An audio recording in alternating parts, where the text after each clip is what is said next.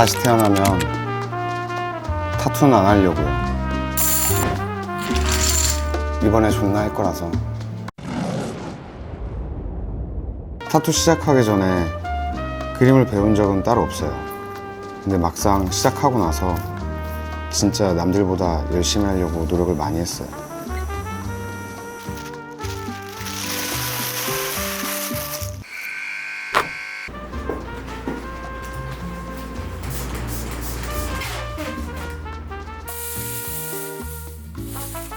처음 타투를 시작하게 된 건 타투를 하려는 생각은 아예 안 했었어요. 워낙 그림을 그렸던 사람도 아니어서 용기가 없었는데 서울을 가려는 목표가 확실히 있었어요.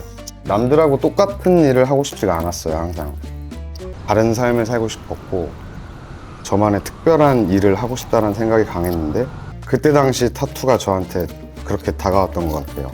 또 지금이랑 다르게 10년 전은 진짜 아무나 안 하는 직업 중에 하나였거든요. 진입장벽도 너무 높았고 그렇게 해서 지금 이제 10년째 열심히 이제 시작이에요. 저한테는 되게 재밌어요. 타투하는 건.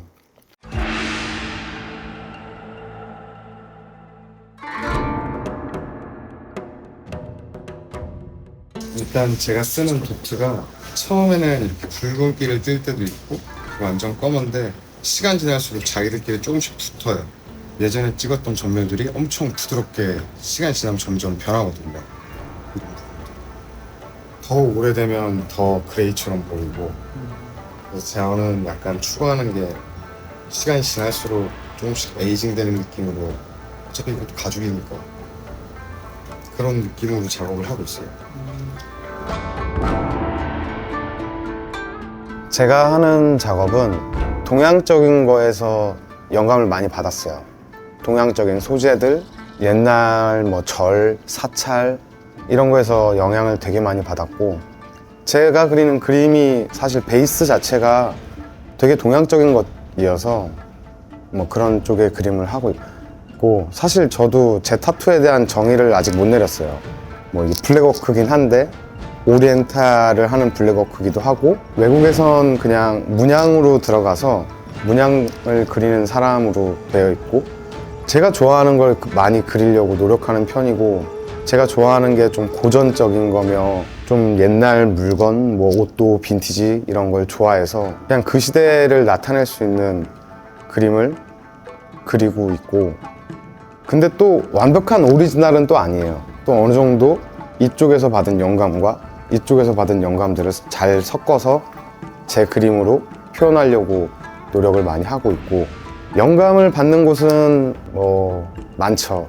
자연이 될 수도 있고 근데 사실 인스타그램을 볼 때 영감을 제일 많이 받아요. 다른 친구들이 작업한 거 보고 와 얘는 이런 것도 그렸네 이걸 어디서 보고 그렸을까 보는 경우도 많고 그 핀타레스트라는 어플이 있는데 거기가 사진만 보는 데인데 거기서도 되게 많은 영감을 받아요. 다른 작업자가 봤던 레퍼런스를 제가 찾아내는 것도 또 재밌는 일이기도 하고 지금 하는 장르에 정의를 아직 내리진 못했지만 어쨌거나 기본적인 베이스는 동양을 표현하고 있는 거고 좀 더 타투스러운 그림을 너무 좋아하는 것 같아요. 좀 더 오리지널 타투 같은 느낌을 선호하는 편이고 제 앞으로의 타투 인생의 계획은 타투를 좀 오래 하고 싶어요.